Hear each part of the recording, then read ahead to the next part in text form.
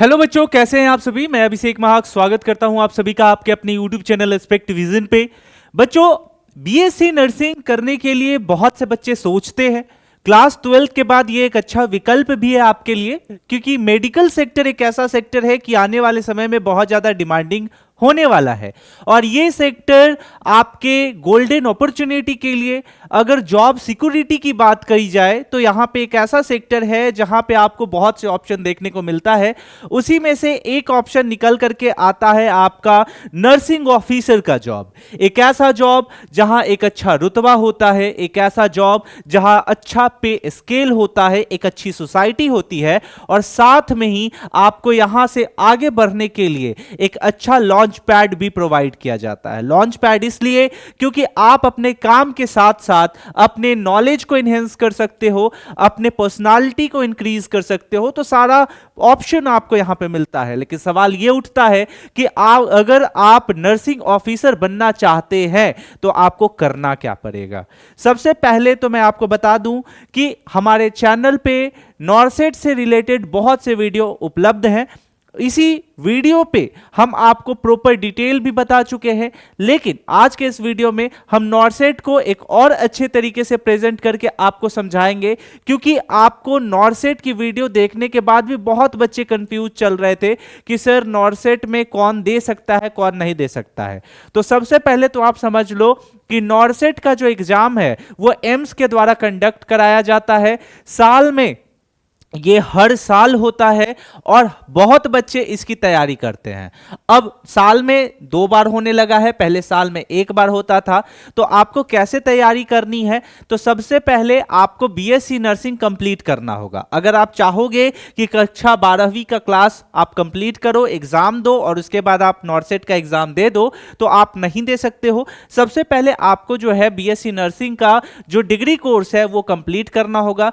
दूसरी चीज बच्चों कि एक चीज और अच्छे से समझ लो कि नॉर्सेट का एग्जाम तो आपको देना है। तो बहुत से बच्चे जो है एम्स में पहले से बीएससी नर्सिंग कर रहे हैं, तो उनके लिए तो गोल्डन अपॉर्चुनिटी होती है। लेकिन बहुत बच्चे ये भी सोचते हैं कि सर हम तो स्टेट लेवल से बीएससी नर्सिंग करके आए हैं, तो क्या हमारे पास ऐसी अपॉर्चुनिटी है। तो ऐसा भेदभाव बिल्कुल भी नहीं होता। ये ओपन एग्जाम होता है, चाहे एम्स वाले बच्चे जो बीएससी नर्सिंग एम्स से करके आए हों या वो बच्चे जो स्टेट लेवल से करके आए हों, सारे के सारे एलिजिबल होते हैं। यहां पे आपको बस इतना ध्यान रखना होगा कि अपने परफॉर्मेंस को अच्छे से देखना होगा, देना होगा। लेकिन उसके लिए क्या क्या आपको यहां पे करना है, तो चलिए उस पर जरा चर्चा कर लेते हैं। सबसे पहले आपको मैं बता दूं कि नर्सिंग ऑफिसर बनने के लिए जो है क्या क्या एलिजिबिलिटी होती है, उस पर जरा सा बात करते हैं। तो यहां पे देखिए कि आपको कुछ सिलेबस पढ़ने होंगे, साथ में यहां कुछ एलिजिबिलिटी है। तो एलिजिबिलिटी को सबसे पहले जो है आप अच्छे से समझ लीजिए। तो सिलेबस पे हम चर्चा करेंगे, लेकिन जो कुछ बच्चे होते हैं उसको ये चीज नहीं पता होता कि एज लिमिट क्या है। तो एज लिमिट मैं बता दूं तो 18 से 30 साल, और इसमें एज रिलैक्सेशन जो है वो कैटेगरी वाइज देखने को मिलता है। साथ में बच्चे यहां पे आपका जो एग्जाम का पैटर्न है वो लगभग आपका प्री और मेंस में होता है। साल में मैंने पहले ही बता दिया कि 2 बार होता है। एग्जाम सीबीटी मोड होता है। और ये सारी चीजों के बाद अगर बात आता है कि क्वालिफिकेशन क्या है, तो बीएससी नर्सिंग पोस्ट बेसिक जो भी बच्चे किए हुए हैं वो दे सकते हैं। जीएनएम वालों के साथ एक क्राइटेरिया होता है, क्योंकि आपको पता है कि बीएससी नर्सिंग से एक स्तर नीचा है जीएनएम, तो उस पे आपको यहां पे एक्सपीरियंस खोज देता है, वो भी 50 बेड वाले हॉस्पिटल के साथ। अगर आपने जो है 2 इयर्स एक्सपीरियंस अर्न कर रखा है तो आप इस एग्जाम को दे सकते हो। इन सारी चीजों को समझ अगर आ गया आपको, तो जरा सा हम एग्जाम के पैटर्न को समझ लेते हैं। यहां पे देखो, सबसे पहले आपको नॉर्सेट में जो सिलेबस होता है, सिलेबस आपका नर्सिंग और नॉन नर्सिंग दोनों आते हैं, ठीक है। यानी नर्सिंग से भी प्रश्न पूछे जाते हैं, नॉन नर्सिंग से भी प्रश्न पूछे जाते हैं। अब सवाल आपका यहां उठ करके ये आएगा कि सर नर्सिंग से कैसे प्रश्न होंगे और नॉन नर्सिंग से कैसे प्रश्न होंगे। तो जरा समझिए, नर्सिंग यानी कि आपका जो भी सवाल होगा उसी दायरे से उठ के आएगा, और नॉन नर्सिंग का मतलब ये होता है कि जैसे प्रश्न जो है करंट अफेयर से आ गया, ठीक है। प्रश्न जो है आपको थोड़ा बहुत ये देखना है कि पिछले कई सालों में, ठीक है, ज्यादा से ज्यादा मैक्स टू मैक्स 1 ईयर का आपको तो कैप्चर करना ही है। जो भी नॉलेज जनरल नॉलेज हो रहा है, उन सभी बातों को कि क्या क्या आपको यहां पे जो है पॉइंटेड रखना है। जैसे कि एम्स का एग्जाम है तो एम्स में ऐसे कौन से चेंजेस आ रहे हैं, हेल्थ सेक्टर में कौन से ऐसे चेंजेस आ रहे हैं, तो इन सारी बातों को आपको ध्यान रखना है।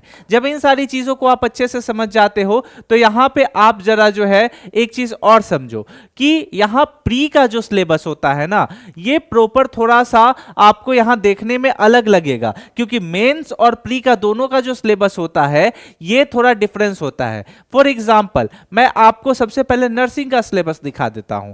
जैसे नर्सिंग का सिलेबस है फंडामेंटल ऑफ नर्सिंग, ठीक है, मेडिकल सर्जिकल नर्सिंग, ठीक है। तो इस तरीके से ये सारा का सारा आपका नर्सिंग का सिलेबस है। आप इसको स्क्रीनशॉट ले सकते हो। मैं जरा साइड हो जाता हूं ताकि आसानी से इसको आप स्क्रीनशॉट ले लो। वही अगर नॉन नर्सिंग की बात करूं तो जैसे मैंने पहले बता दिया कि जनरल इंटेलिजेंस एंड रीजनिंग के प्रश्न भी इसमें देखने को मिलते हैं। तो आपको current affairs, general science, history, geography, polity जैसे जो प्रश्न है ये आपके जनरल नॉलेज से निकल करके आएंगे। वही आपका जो रेस्ट ऑफ ये हो गया जनरल इंटेलिजेंस एंड रीजनिंग, इसमें आपको logical reasoning, number series, analogues जैसे जो है प्रॉब्लम सॉल्व क्वेश्चन आएंगे और आपको अटेम्प्ट करना है।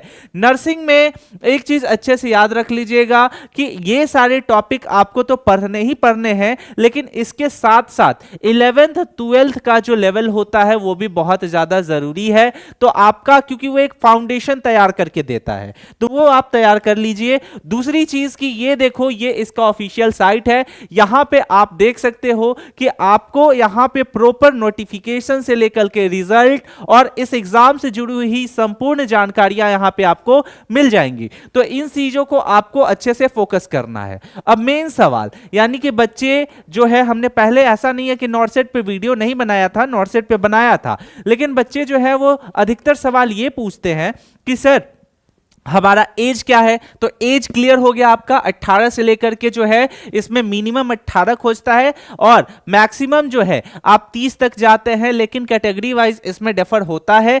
दूसरी चीज सवाल यह है कि आप किसी भी स्टेट से हो यह मायने नहीं रखता है, क्योंकि ये एम्स एग्जाम लेता है। तीसरा सवाल साल में 2 बार होता है, तो आपको इसके लिए टेंशन नहीं लेना है। एक अच्छा और ये आपके पास ऑप्शन होता है, तो आप साल में 2 बार एग्जाम का अवसर मिलता है। तो इसका मतलब यह नहीं है कि जितनी बार मिले उतनी बार अटेम्प्ट करें, कोशिश यह कीजिएगा कि एक बार में क्लियर करें। चौथा सवाल, अगर इसका पे स्केल का बात करें तो जैसे जैसे आपका एक्सपीरियंस बढ़ता है वैसे वैसे ये जो है आपका सैलरी भी बढ़ता है। साथ में ही एम्स एक ऐसी संस्थान है जिसको इंट्रोडक्शन देने की आवश्यकता नहीं है। तो नॉर्से से जुड़ा कुछ ऐसा ही सवाल जो है हमने पहले भी आपको बताया है, और ये सारी इंफॉर्मेशन आपको ये हमारे व्हाट्सएप ग्रुप पे भी मिल जाएगी। कभी भी कोई अपडेट आएगा तो इसका लिंक जो है ये डिस्क्रिप्शन के साथ साथ कमेंट सेक्शन में पिन कर दिया गया है। तो आपसे मैं रिक्वेस्ट करूंगा कि आसानी से जाकर के जो है आप जुड़ जाइए, क्योंकि इसका बेनिफिट आपको मिलने वाला है बच्चों। और अब साल खत्म हो चुका है, नवंबर दिसंबर, उसके बाद फिर से जनवरी स्टार्ट होगा, 2026 आएगा। तो नए साल में बहुत सारा अवसर आने वाला है, स्पेशली एम्स जैसे संस्थानों से जुड़ी हुई बहुत सी एग्जाम होने वाली है। जैसे एक और आपका एग्जाम है ESIC स्टाफ नर्सिंग, एक आपका है CRE। तो इन सभी पे हम वीडियो बनाए हैं, हमारे चैनल पे अवेलेबल है। प्लीज आप वहां से जाके सारी इंफॉर्मेशन कलेक्ट कीजिए। आई होप कि ये इंफॉर्मेशन आपको यूजफुल होगा। कमेंट सेक्शन में जरूर बताइएगा कि आप हमारी इस वीडियो को कहां से देख रहे हैं। मिलते हैं अगली वीडियो में, तब तक के लिए स्टे सेफ, टेक केयर, जय हिंद।